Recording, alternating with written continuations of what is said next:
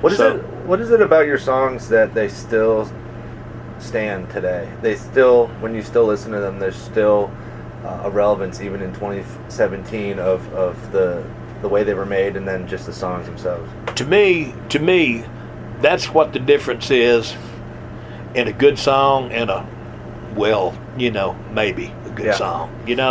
I've always said a good song is a good song is a good song.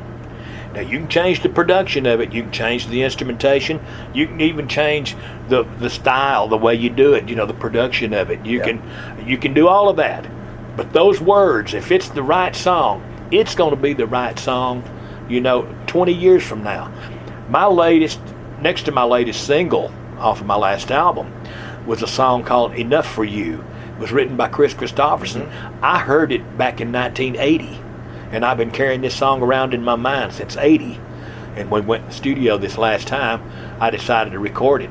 Well, we pulled it as a single, released it. 2 weeks after it was released, it went number one at, were you down on, what is that? Amazon.com.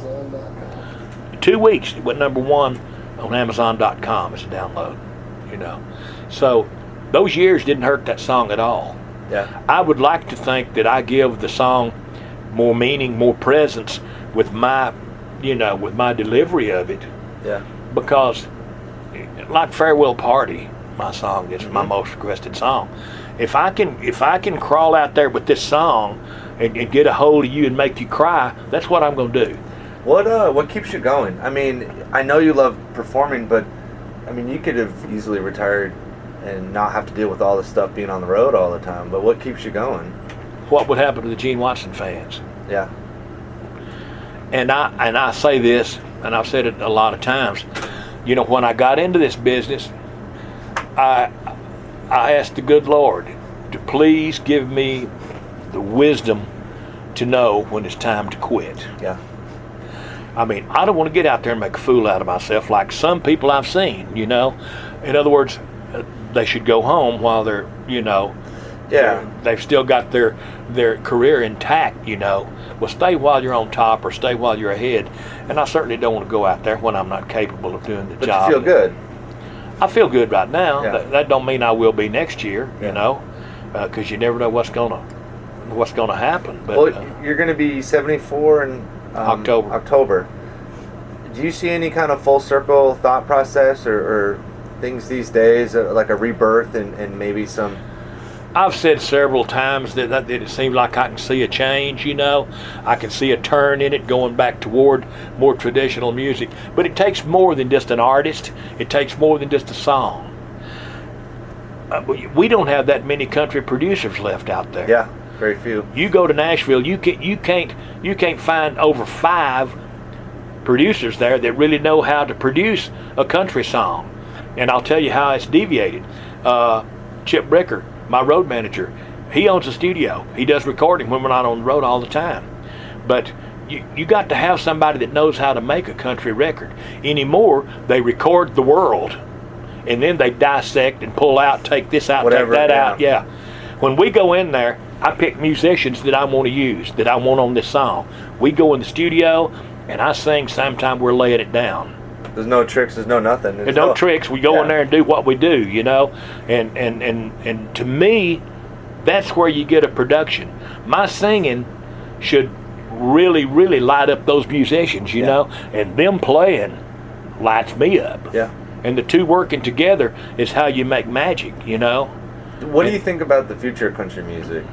I think it's probably going to keep going like it's been going. In this day and age of all the electronics and all the tricks and gadgets and all that, they will find a song that this guy wants to sing, and they'll put a rhythm guitar on it, acoustic guitar, then they'll put a bass on it, then they'll put drums on it, and they'll put this, and I don't mean in that order, but they will put a production together of this song, and they'll send it around the block and across the state and to another state and back and forth until they get all these pieces together, and then they'll send it to whoever wants to sing it, and then he'll put his voice on. Well, all he's doing is singing around what they have already put down. Well, that's what bums me out, is that it's more of a laboratory than an organic feeling.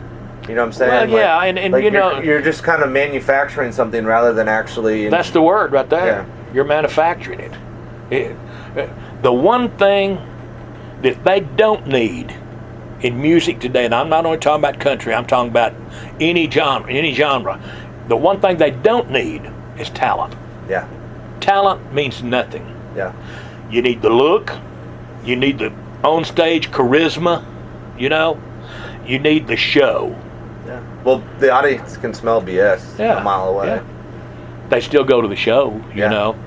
And when the song, well, you say, well, okay, you know, that sound good now, but they've run it through everything in the studio. Let's wait till they hit the road. Now they've got that covered. You know. What's your legacy? I mean, never to equal Jones and Haggard and those guys, but to be in that same vein. Yeah. You know, I mean, I've had a good time. I've been out here for 54 years, and I've had a good time.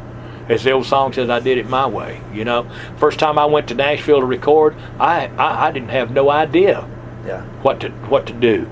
I knew what I wanted a song to sound like, and I worked harder inside that studio in there with them musicians than I did anywhere else, because I didn't care what went on in that control room. Well, my last question is, you know, you've been performing and touring and recording for 54 years. What has that taught you about what it means to be a human being? You need to be a nice guy, you know. I mean, first off, that to me that means everything. And a lot of people don't care about it or really care about a lot of things, but a reputation to me means everything.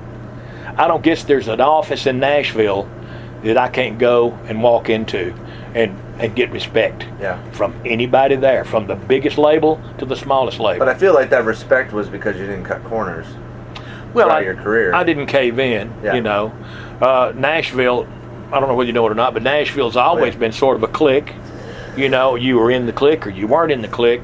And, I mean, I came from Texas and brought my clique with me. Yeah. And the Nashville musicians, they love it. They love me. They love working with me. And I wouldn't take nothing for that. You know, that means so much to me. Well, I've talked to Rhonda about that before, too. It's that if you don't feel right about whatever decision is being made, then that's your intuition telling you to go, you know, left or right or whatever. But yeah, it's knowing what you want to hear, knowing what you want people to remember you by.